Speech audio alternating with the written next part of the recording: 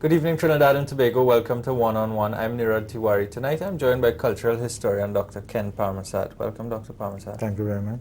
We're talking about Balidan Tola, which is also referred to as the Jahaji Massacre of 1884. Tell us, we're hearing Raviji, president of the Hindu Prachar Kendra, saying, we need to scale back our Diwali celebrations so that, yes, we celebrate Diwali as it's supposed to be celebrated in terms of religion, but not get involved with a lot of the pomp and so on associated with it, because we've forgotten, or we seem to have forgotten, an important aspect of culture in Trinidad and Tobago. What is its importance, and why after 120 years are we now sort of really learning about it? Actually, Raviji's position is a little more complex than that, in the sense that because it's 120 years since the massacre of 1884, it is like a landmark time, and therefore he's making the case for paying attention to the sacrifices of our ancestors when 22 of them were massacred on the streets of San Fernando in the place which we are calling Balidan Tola, the place of sacrifice and offering. But the effort to locate the significance of this event in the consciousness of the people of Trinidad and Tobago started in a more contemporary period as early as 1983, the year before the 100th anniversary, when we had street theaters and other such events to mark the occasion. And so the effort really to have this event in the minds of the population started at least 20 years ago. The initiative taken by Raviji at this point in time, I think, is the most significant initiative in the more recent times, and I think it did succeed in having people disagreeing with him or even agreeing with him. But the fact of the matter is that it was the idea of this historical event was for the first time implanted in a much more deep way in the minds of people. No, but people still don't know. People still don't know what it was about, what are we talking about, and so on. Right. And as I'm sure you'd tell us, it's significant, according to you and other people who have become knowledgeable about the events, for several reasons, is it not? Yeah. The mass of the population doesn't know. Although I would think that, like in my research, I have found Indian songs which spoke about this event as sung as early as the 1930s. But what is it? So, what happened? Right. What happened? What happened was that 22 people were massacred on the streets of San Fernando, Indian indentures, who were drawn from all the 36 plantations around. They were standing up against injustices of the colonial system. They were resisting oppression, economic oppression. They were protesting against the authorities, the colonial authorities' attempt to prevent them from observing their cultural practices. In this case, in particular, the event of the Hosay of that year. Legislation was passed which banned them from the streets. But it was an event that was, you might say, the Hosay was an occasion which they were able to use to come onto the streets. But the issues around which they mobilized were many that had to do with their cultural, economic, and social oppression in the society. Hosay, much like Carnival in its much like the Cambule event. And interestingly, it took place around the same period, in the 80s. The 80s was a period, 1880s was a period of, I would say, a mass revolt by the population in Trinidad and Tobago belonging to the lowest sections of the society. You had the Cambule riots, taking place in Port of Spain, and then culminating in the massacre of the Hosay. The thing is that Hosay was at the event of the Hosay was the only time of the year when Indians were allowed to come onto the streets without having to get a pass. They had established that right over years. Any other time they had to leave the plantation, they had to get a pass to do so. So that the Hosay, the rights which they had to claim the streets for the Hosay, provided them with the opportunity to use that occasion to express themselves against colonialism, were not necessarily linked to the Hosay.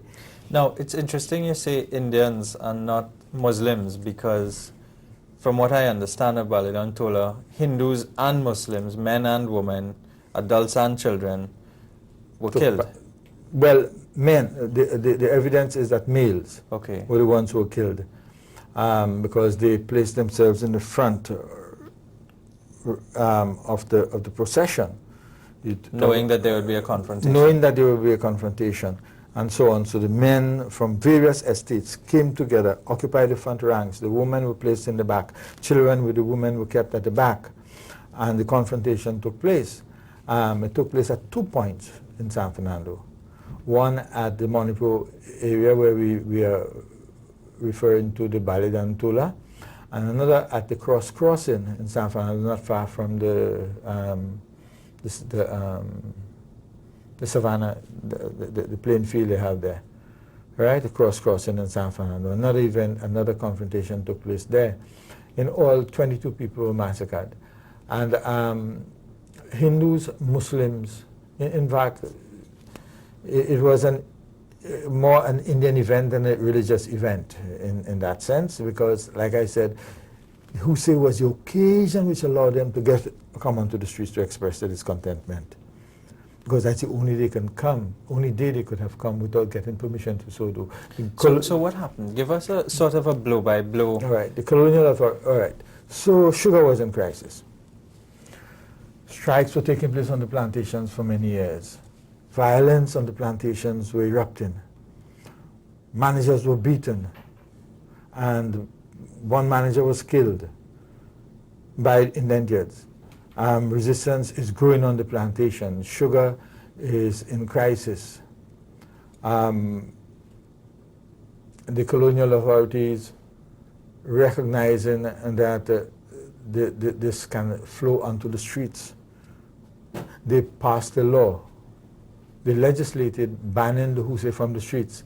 That is before 1884, right? They said you can have it on the plantation if you want, because what they wanted to do was really control or manage this growing discontentment, which was evident on the plantation for many years before. The Indians from many plantations came together, and they petitioned the court, and the court told them that they rejected their petition about claiming their rights to go onto the streets. And in the court, one fellow who was a leader of one of the Philippine estate, he was one of the persons from the Philippine estate who had signed the petition. He stood up in the courts in San Fernando and shouted, made a long speech and said, we are going to have a rebellion in the courts. After the courts give his judgment, we are going to have a rebellion, and we will fight it out to the strength of our arms. And that was stated very clearly by. So the colonial authorities expected that now these Indians, being dissatisfied with the judgment of the court, they are going to now go and organize. In fact, they did go and organize for the event. And meetings were held among leaders of the various plantations and things like that, and the colonial authorities sent their spies to find out what is happening and so on, but they were organizing. And that year, the Hosay of that year was significantly different from every other year. There were 36 plantations around San Fernando, which had tens of thousands of Indians as indentures, and some of them were time expired laborers. They send their spies, but one of the significant difference between the Hosay of that year, and you can see organization and planning, you can see a certain kind of build-up, was the fact that all the other times, for every single year before this 1884 event, Plantations went with their separate Husays into San Fernando, passed through the town, and carried their tazias into the sea. Okay. This time, the plantations did not go singly. Philippine, following Monrepo, following this one. This time, all the laborers from all the plantations just merged into one big mass. Okay. This year, they didn't build huge tazias. They carried very small ones on their backs, which gave them maneuverability. All the leading members of strongest men from all the plantations, they occupied the front ranks. Whereas before, men and women mixed, now the women were placed in the back. And a whole range of transformations were introduced into the Husay of 1884, which indicated that they were preparing for something. And at the same time, the colonial authorities were also preparing within. At the same time, in fact, they assembled a military force in San Fernando for that occasion, never before seen in the history of Trinidad. They called up ships. The SS Dido was anchored off the wharf in San Fernando. They set up communication systems. They set up police booths. You know where the Monrepo police station is now? That was the spot where the police booth was set up for the first time. And it just remained as a police, developed into a police station. Right, they set up police booths. They mobilized their military might from all over the country, brought them into San Fernando for this event, expecting that this confrontation is going to take place. But therefore the both sides expected that some confrontation was going to take place on the part of the Indians. And there was definitely a determination on the part of the colonial authorities to ensure that this does not happen, that they are not allowed to enter into San Fernando. Because the two contingents that were entering into San Fernando, the two processions that were entering into San Fernando, numbered anything like between 15 to 18,000 people. San Fernando in those days as a town had a population of 6,000. Can you imagine the colonial authorities are thinking, if these angry people, mass of people, armed with sticks and cutlasses and other things, if they are allowed to enter San Fernando, they can burn the town down. They can destroy the town, whatever it is. So they were determined that they would not enter San Fernando, especially in the context of this mood and what was happening on the plantations over the past several months and years. So that they lined up their troops, armed them with buckshots, and as they were coming up, there was a hill. The troops were placed on the hill, where, you know, if you know where the police station is, there's a hill. But the hill was higher then. If you notice, on the both sides, the banks are high. Along that road, the banks are high. The height of the banks was the height of the hill. They cut that, make the road. They cut into the hill to make the road that exists now. So that so the Indians had to come up that hill, and the armed colonial police and military was at the top of the hill, and therefore there was immediately a disadvantage in confrontation. They were armed with sticks, and some of the reports said they were armed with cutlasses and other things and so on, and they were coming up. But they took the initiative. The police took the earliest initiative. No, they sent messengers to meet the procession along the way and tell them, do not come into San Fernando. They are waiting armed to destroy you, to kill you, and so on. And the message that they sent back, that is the people in the procession sent back, was that let them kill us. We have one day to die. Things like that, statements like that they were making. And as they came up, the police just started to blast away them, right? And of course they're coming up the hill. So they didn't have initiative in their hands. Tazias fell on the ground and so on, blood spilled all over, soaked into on the road and so on. So do you think the authorities decided that they were going to shoot if the procession got beyond the certain point? If you look at the evidence. But who gave the final? Was there a magistrate or a representative of the court or anything who came and said, yes, fire at will, or any kind of order like that? Yeah, the disciplinary magistrate gave the final order to fire. And of course they said they read the Riot Act and all kinds of things to people who don't understand English, most of them, and so on. Of course they did all the things that, according to their reports, that were legally necessary to be done. But that is what happened, and that happened at 2 points. At the crossing, intersection, and at the Manipur. The larger of the two was at the Manipur. Now tell me something. If there were approximately 18,000 people coming in the two processions, and the authorities fired at will, how come only 22 people were killed? Well, 120 were injured, taken to hospital. We do not know. You see, we are going by the colonial reports that 22 were killed. The colonial report says that about 100 to 120 were taken to hospital. We do not know. They have not told us how many of those had died afterwards. But we know, based on colonial documents, that skeletons were found in the cane fields, in the adjoining cane fields, for months and months after. So what do you think the actual figure is? It's difficult to say, but if they are saying about 120 were injured, if they are saying 22 were killed on the same day, right, on that day, and they have not told us how many died subsequently, imagination can run wild. So 22, the number of 22 is what they tell us. We do not know really the real figure. So how important an event was this in the celebration, not only of Hosay, but in the celebration of other street festivals? All right. Like I said, it was a period when the oppressed of all two major ethnic groups in the society was developing apace. Hosay was the only festival in the society which was drawing into its bowels Indians and Africans. Africans were being drawn towards the Hosay. Some people say because of the drums, some people say because of this, some people say because of that. The colonial authorities said because they're always looking for some excitement.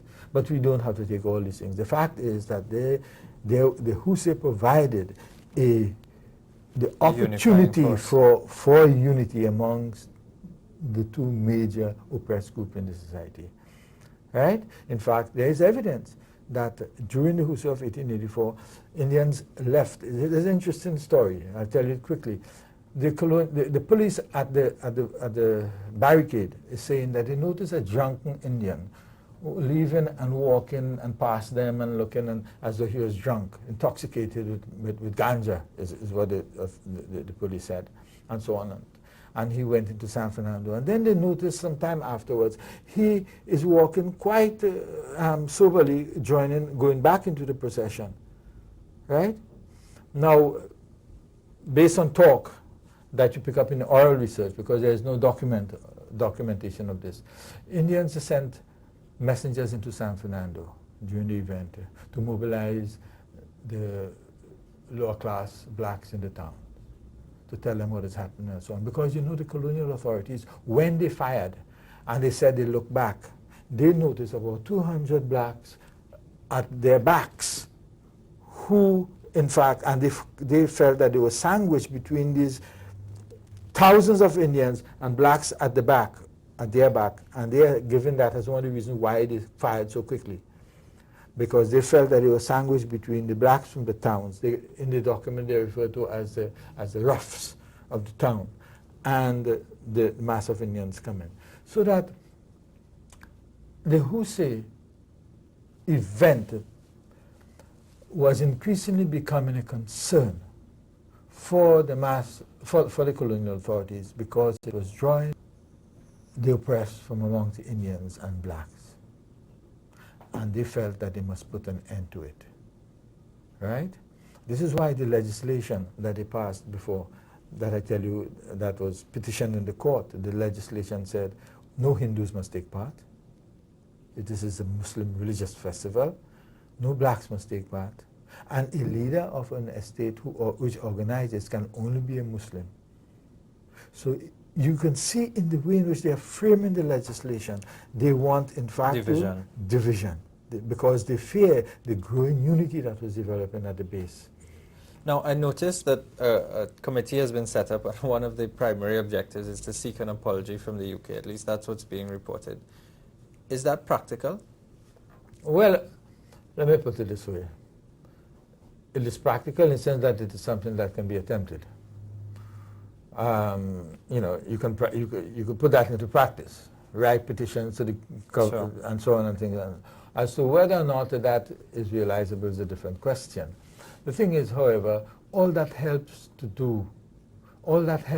in implanting in the consciousness, you see, of people the importance of the events in our history. It is, to my mind, more significant that that be taken up than it be gained, than the apology be given. Because in taking up the issue, what you're doing is getting people like yourself and others saying, but you think that's practical, boy? But so in thinking about that, in that way, you are in fact acknowledging that that is an event that took place, that so many people died, and it's becoming a part of your way, of your consciousness. So it is very important that the importance of that historical event should become implanted in the consciousness of the people of Trinidad and Tobago as a significant event. Again, I go back to my first question. 120 years later, it was such a significant event that we wrote about it in folk songs and so on. Yeah. 20 years now, a committee has actively been trying to run not much further, except for the last week or so. Yeah. Why is that? If it is so important, why is it that? Well, first to begin, we are working against a well-established colonial mindset about our history. No, but we celebrate the Cambule riots every year. Yeah. But only in more recent time it is done in a conscious way. Like, for example, I would say over the last 20 years. Yeah, but even so, the Hosay has only been celebrated in a conscious way, if you'd like to put it like that, for the last 5 or so years, where there's been a concerted call, well, by the national community, that is, because people used to go to Hosay with their alcohol and to party and to listen to the drums and so on, yes, but not really to get involved in those outside the Muslim community, to get involved in the religious festivities. Right. So and that has been changing in the last few years. The point of the matter is this. This event is Hosay provided the opportunity for mass mobilization on the street. It is not about Hosay. So Hosay has been going on, defined by colonial authorities as a Muslim event, and a particular sect within the Muslim community, and so on. It has been going on, and everything else, and so on and so on. And this colonial discourse successfully demarcated that event from the history that was produced out of the event of the Hosay in 1884. Right? So of course, Hosay, what is there? Hosay, whatever it is, you listen to the drums and so on and so on. But we are trying to raise consciousness not about Hosay per se, but about the massacre, which took place during the occasion of Hosay in 1884. Right? There are many Muslims who say Hosay is not Islamic. We are not into that controversy, whether it's Islamic, whether it's not Islamic. We are talking about a historical event which took place in 1884, occasioned by the observance of Hosay.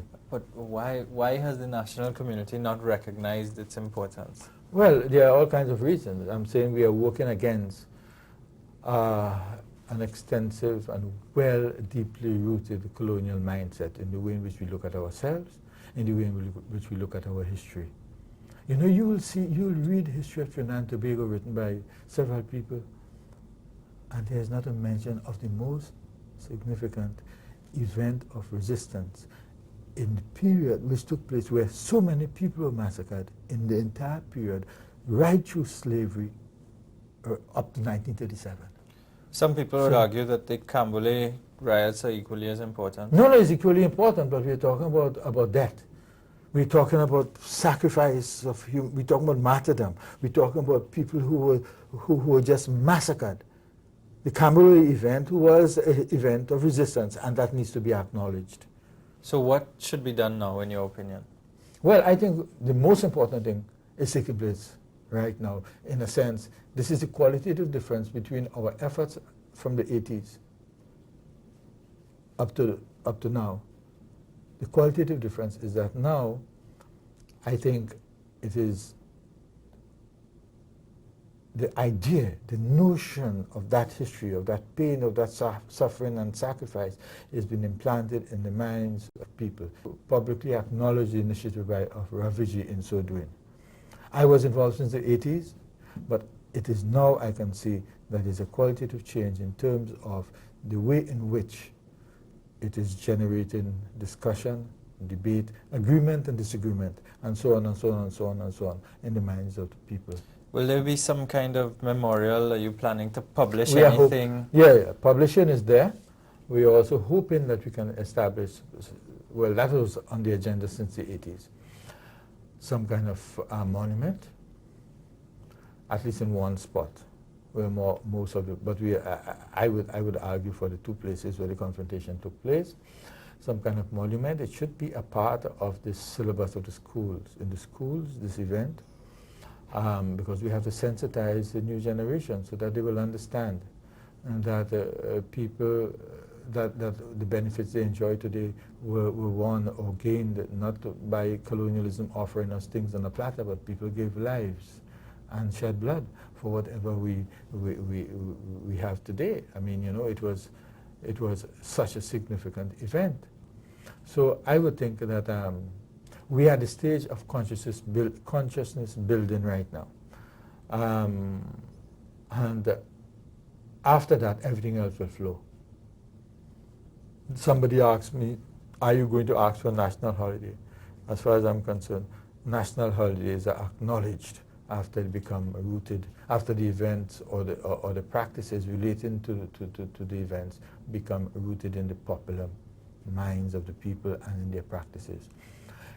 Most national events are acknowledged in terms of a holiday after it is established among the people. What about the response from other religious, cultural and governmental, other NGOs and the government? I'm not in a position. Raviji might be more closely related to those kinds of development.